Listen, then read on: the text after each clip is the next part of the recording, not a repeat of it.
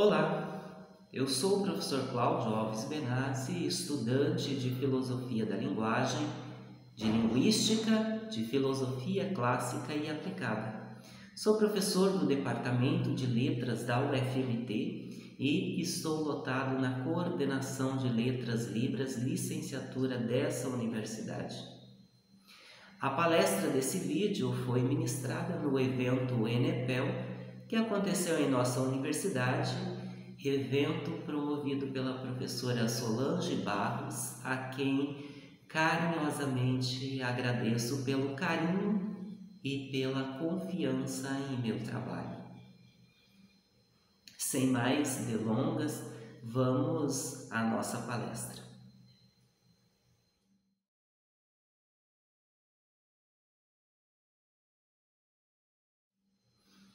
Para iniciar a nossa conversa, convém refletir um pouco sobre o caminho que me fez chegar até aqui. Algo muito especial que concebo como caminhos de um aprendiz. Vivi a maior parte da minha vida na roça, torrão que me legou dois ensinamentos importantes e profundos. Crer e fazer sempre, ou seja, perseverar e sempre parar e me perguntar o porquê eu estou fazendo. Noutras palavras, ter constância do meu crer e do meu fazer, ou seja, crer e fazer conscientemente. Passei por muitos credos, muitos dogmas religiosos, estudei teologia e tudo isso me conduziu a um esvaziamento gigantesco. No entanto, também me trouxe importantes ensinamentos, tais como todo o autoconhecimento, toda gnose começa por um esvaziamento. Toda iluminação tem como início um profundo descontentamento com o próprio ser.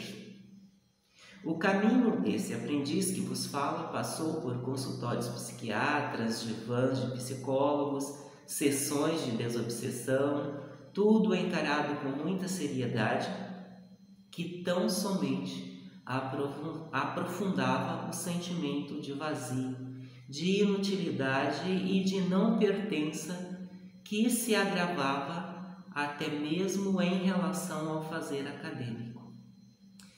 3 iniciações foram importantes para mim e contribuíram para uma breve pausa na trama exotópica, na projeção do ser para fora de mim, legando aprendizados importantes que iriam me fazer silenciar a mente e então poder ouvir a voz do silêncio, a voz da minha real identidade me chamando para um mergulho nas profundezas, nos recônditos da minha consciência, para assim me tornar um auto-observador, sem culpa, sem julgamentos, sem pecados. Cessadas então essas tramas da mente que incansavelmente me trazia o passado, assim me condicionando o presente, de onde eu projetava um futuro no qual tudo seria resolvido e, enfim, eu seria feliz, e me impedia, obviamente, o despertar para a real presença. Tirava de mim a oportunidade de vivenciar o poder do agora. Neste momento, tudo se volta para o presente, para a face da minha presença, da minha real presença. O conhecimento, então, se descortina para mim. A filosofia hermética, a chave para a compreensão do pensamento sociniano, segundo minha concepção agora. A filosofia gnóstica, a chave para aplicar o pensamento bakhtiniano, enfim, o esboço da concepção de língua e linguagem como sendo abstrata e concreta ao mesmo tempo, agora conseguiu um substrato necessário para crescer, para se fortalecer, para frutificar. Para iniciar então a nossa conversa, convém dizer que essa nossa conversa terá um tom bastante filosófico, ainda que seja bastante embrionário, é verdade. Estamos no começo de nossa caminhada hermética e gnóstica. Para não alongar muito neste preâmbulo introdutório, A presente reflexão é guiada basicamente por um olhar filosófico à maneira clássica sobre a linguística e também sobre a linguagem. Embasam esse nosso pensamento estudos socirianos sobre a obra Escritos de Linguística Geral, principalmente, estudos bakhtinianos, estudos herméticos e gnósticos, bem como outras filosofias que utilizamos para dialogar com as citadas anteriormente, tais como as filosofias indianas e tibetanas.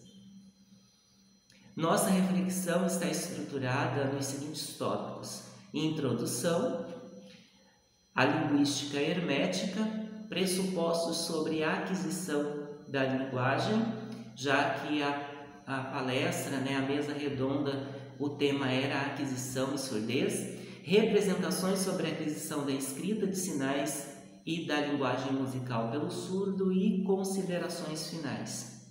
Consagremos então esse nosso ato à sabedoria do Kaivalya. Quando o ouvido do discípulo está pronto para o conhecimento, os lábios do mestre se abrem para enchê-los com a sabedoria. Se você assistiu até aqui e continuar até o fim, é porque você está pronto para isso.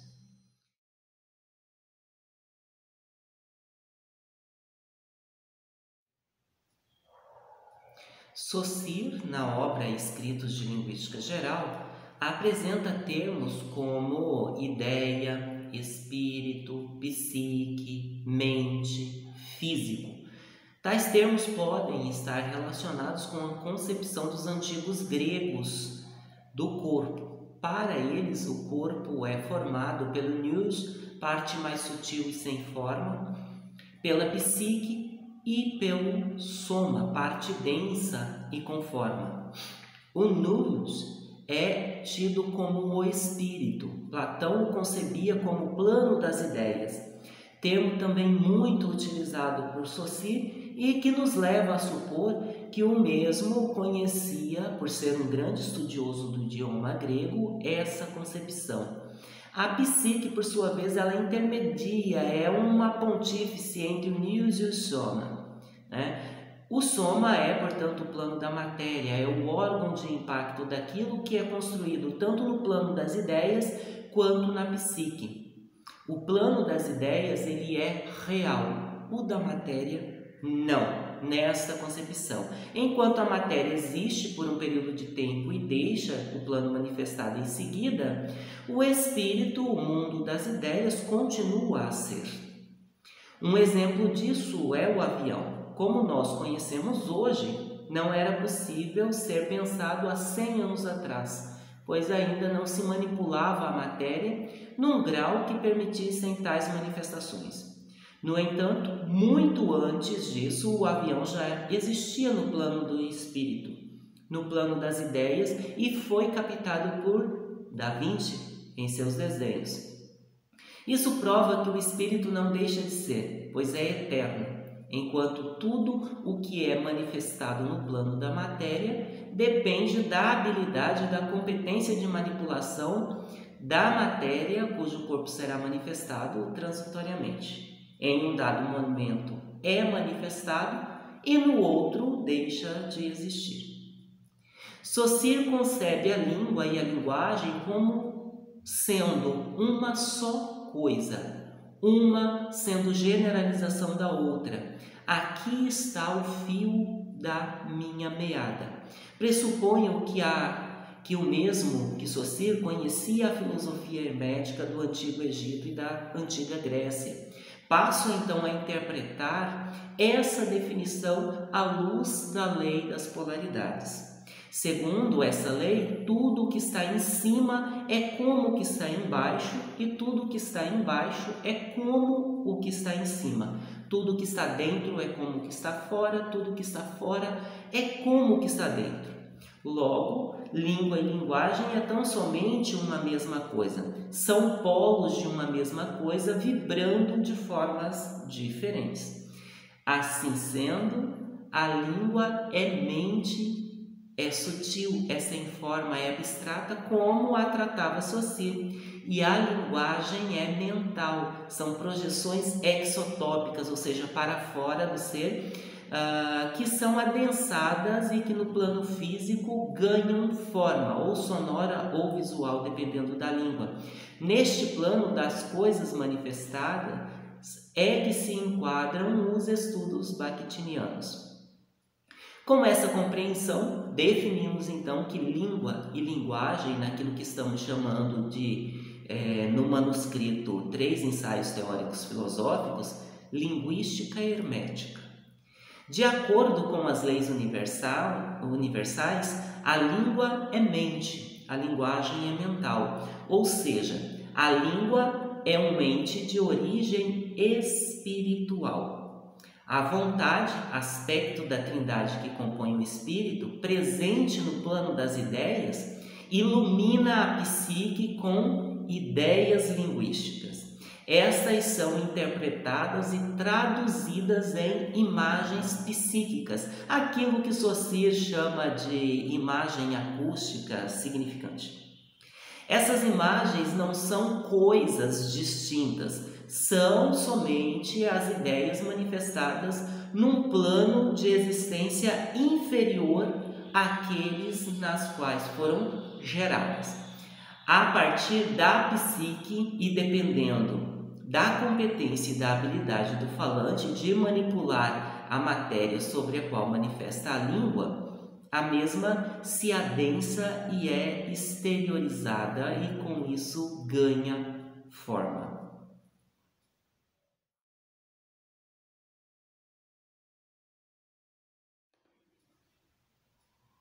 Segundo Saussure, nascemos preparados para a linguagem.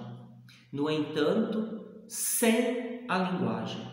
No nosso atual cronotopo de compreensão, admitimos que nascemos prontos para a linguagem, no entanto, sem essa linguagem, como Saussure, pois a criança ela não é hábil e competente para manipular a matéria assim que nasce, e assim manifestar aquilo que está no plano das ideias e na psique.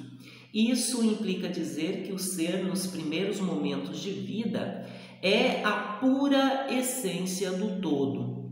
Por ter predisposição a despertar a consciência na linguagem, a manifestação pura da vontade do espírito, ou seja, a ideia que é iluminada na psique, é manifestada no físico de forma igualmente pura, como reações instintivas, e aos poucos essas reações instintivas também vão servindo a outros fins, como, por exemplo, demonstrar e comunicar apreço, reprovação, afeto, entre outros.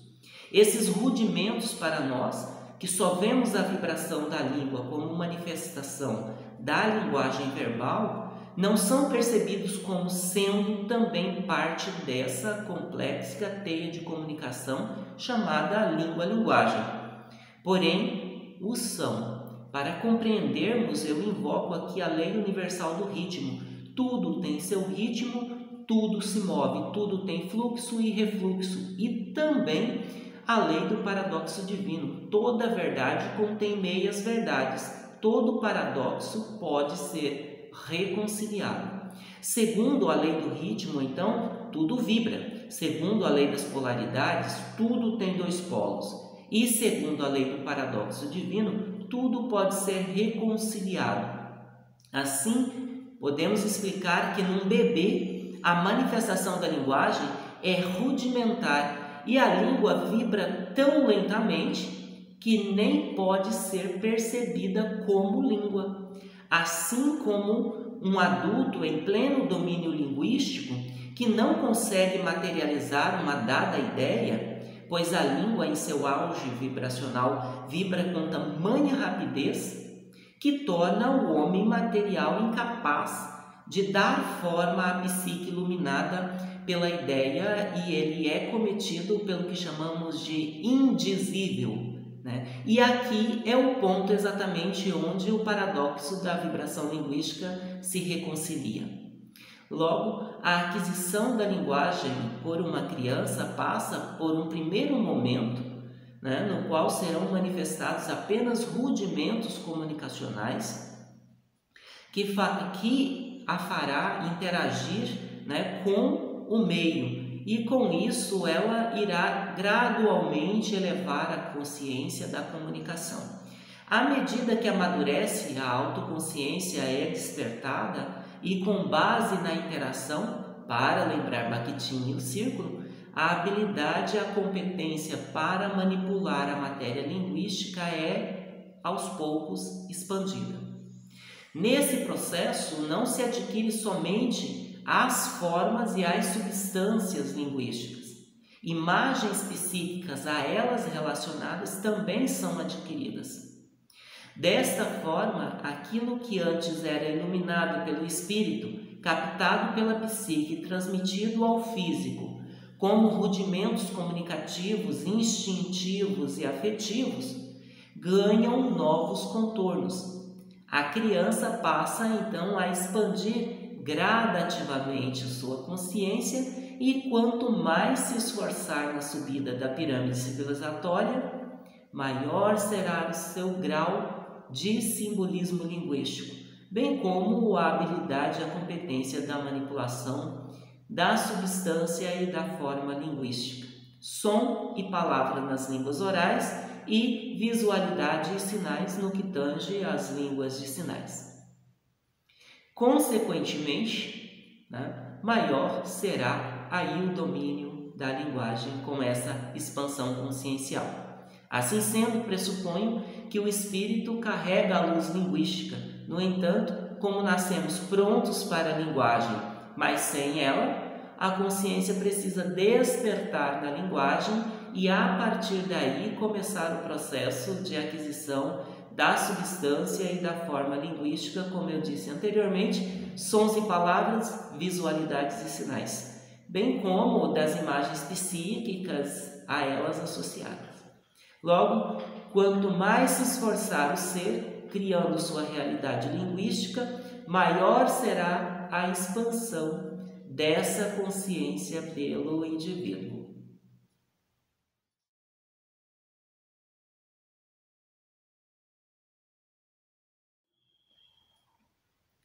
Quem é da área da língua de sinais ou está no meio da comunidade surda, por certo já viu frases tais como: a escrita não faz parte da cultura surda, a escrita é da língua oral, o surdo não escreve, o surdo não precisa aprender a escrever, tem a língua de sinais e a língua de sinais não tem escrita. Até hoje no Brasil, os surdos usuários da língua brasileira de sinais não têm como escrever a sua própria língua. Isto quer dizer que para escrever usam o português escrito, sua segunda língua. O surdo não se interessa pela escrita. Também há assertivas em relação ao surdo e à arte dos sons, a música. São exemplos. A música não faz parte do universo do surdo. A música é som, o surdo não ouve. Não existe música na cultura do surdo. O surdo tem sua cultura e a música não faz parte dela. O surdo não ouve, portanto, não pode ser musical. Em minha jornada acadêmica, eu cansei de ouvir essas frases de profissionais da área da Libras e isso é temeroso. Já é comum entre os profissionais da área as dificuldades que os surdos enfrentam no processo de aprendizagem da língua oral escrita, a língua portuguesa, sua segunda língua. Com base nisso, muitos profissionais opinam sobre a escrita de sinais. Logo, eles emitem uma dessas desastrosas frases com base quase sempre naquilo que ouviram falar a respeito da aprendizagem da língua 2 escrita. Formulam opiniões, elaboram rótulos e etiquetas cujo destino é sempre certo, o surdo. O absurdo é tamanho que determinam prontamente que o surdo não se interessa pela escrita, ou que não faz parte da cultura dele, ou ainda que a língua de sinais não tem escrita. Vejam bem, essas representações não são verdadeiras. São apenas opiniões, refletem apenas o universo de quem as projeta. Para esses formadores de opinião, não importam a vivência e o poder de escolha que o surdo pode ter. Basta apenas a classificação que a própria mente dele formulou no caso de conseguir formar uma opinião. Ou, na maioria dos casos, adquiriu pronta, dos anos da caverna, para lembrar Platão. Assim também o é em relação à apreciação da música ou à aprendizagem da mesma pelo surdo. Muitos são os rótulos e etiquetas usados para separar, para comparar e para excluir o surdo do universo da música, mal sabendo que um dos parâmetros que constitui a música é a vibração e que o corpo humano é um poderoso condutor dessas vibrações. O que diria Beethoven em sua obra-prima? O que diria Evelyn Glynn e seus mais de 17 prêmios de Grammy de música? A banda Absurdos, entre outros tantos casos, mundo afora, de surdos que fizeram sucesso na música. Mas porque somos tão ávidos em compreender o outro, sem compreender a nós mesmos, por que não tardamos em separar, comparar e excluir? Por que necessitamos tanto de rotular para poder então lidar com o outro, que é intrinsecamente conectado a nós, pela essência do que somos? Precisamos voltar a nossa atenção um pouquinho para a dimensão humana da vida. O filósofo francês René Descartes pronunciou uma frase que ficou extremamente conhecida no mundo e, com o passar do tempo, sofreu um grande empobrecimento, um grande esvaziamento e, eu diria, uma deturpação do seu sentido original. Disse Descartes: penso, logo sou. Cogito ergo sum, do verbo latino essere, ser, que significa ser e não existir, que expressa a ideia de uma mente voltada, tal qual um espelho, para o espírito e para tudo que é de ordem elevada, ou seja, para os valores humanos, para as virtudes, para a sabedoria. Nesse aspecto, aquilo que é comandava o pensamento e colocava o ser acima do pensamento. Esse é um pensamento idealista e estava ligado à concepção de que o plano das ideias ilumina o pensamento, dando assim origem à razão. Com o passar do tempo, as tendências iluministas, que perduram até os dias atuais, fizeram com que essa frase fosse sendo mal compreendida, distorcida e transformada em penso, logo existo. E o processo, o espírito psíquico, foi sendo invertido. Assim, a mente foi sendo colocada a serviço da existência, condicionando essa existência ao pensamento. Nasce aí então uma espécie de culto ao racionalismo empírico, que é predominante na metodologia científica acadêmica até os dias de hoje, na atualidade inclusive. A existência condicionada pelo pensamento não determina apenas o existir do eu que pensa. A partir do pensamento condicionante, dá-se existir também o outro e tudo aquilo que o rodeia, por meio da projeção de si para o exterior. Assim sendo, diante de um surdo, inúmeras são as projeções que o seu defrontador pode realizar. Condicionado pelo pensamento, o eu que pensa e existe é levado a expandir os seus conhecimentos a partir de uma mente materialista horizontal, cuja extensão pode ultrapassar a de um oceano. Mas em termos de profundidade, esse conhecimento você pode atravessar tranquilamente de um lado ao outro sem molhar os tornozelos, pois a profundeza desse conhecer é tal qual de uma poça formada por um leve chuvisco no outono e não tem a profundidade do oceano que aparenta. Nesse aspecto, o eu que pensa e que existe, ele é levado imediatamente a realizar uma série de conjecturas e de projeções exteriores exotópicas, portanto, para separar, para comparar, julgar e para excluir, na tentativa de angariar um vir a existir do surdo. Noutras palavras, rotula-se para conseguir interagir minimamente com esse surdo. Como isso é apenas uma identificação exterior, todas as atitudes e comportamentos do eu representador terá como base as limitações, pois somente uma mente voltada para o espírito, refletindo dele tudo aquilo que é, pode de fato olhar através das limitações e por trás delas, como se fosse um transparente diamante, enxergar as possibilidades do surdo. Como então adquirir essa capacidade de ir além das projeções exotópicas e retirar os véus que encobrem a visão do plano das ideias? O caminho não é fácil e é único para cada caminhante.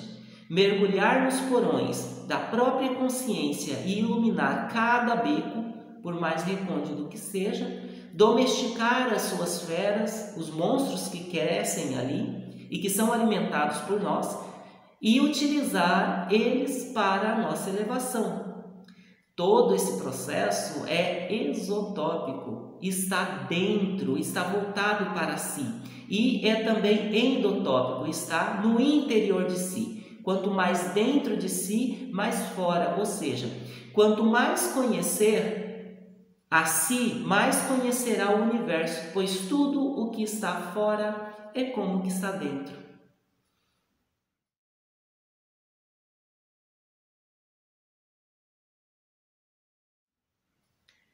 Para finalizar essa reflexão, aprofundar-me no hermetismo e na gnose me trouxe chaves importantes para desvendar o pensamento sociriano, o que me leva hoje a afirmar que o pensamento do linguista genebrino não foi totalmente compreendido.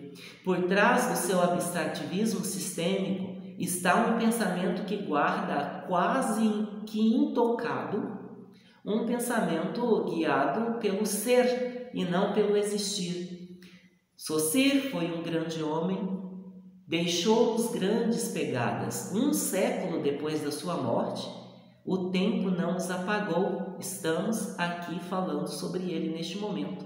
O que chamei aqui de linguística hermética está se delineando a partir do pensamento saussuriano e também a partir dos ensinamentos de Bakhtin e o Círculo, embora ultimamente eu tenha me centrado muito mais nos estudos saussurianos, o que mostra uma certa maturidade intelectual minha. Existem muitos pontos ainda a serem explorados, aprofundados, além do que já está. Precisam, obviamente, de aprofundamento. No entanto, já posso afirmar, a semente foi plantada e já está começando a germinar. Espero que as raízes dessa planta que nascer aprofundem e se fixem em minha mente, que aos poucos está começando a se voltar para o alto.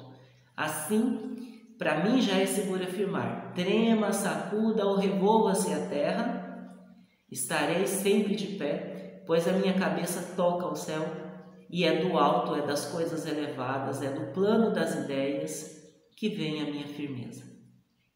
Muito obrigado por ter assistido essa palestra até aqui. Se você gostou, dê o seu joinha, compartilhe com os estudiosos da linguagem, estudiosos da linguística e os estudiosos da filosofia aplicada, da filosofia clássica. Se ficou alguma dúvida, deixe aqui nos comentários para mim, ou se você tem algum comentário, faça, pois será recebido com muito prazer. Como eu disse no início da palestra, eu estou aprendendo. Será um prazer debater com você, dialogar com você e fazer com que o meu conhecimento se aprofunde e cresça ainda mais. Gratidão.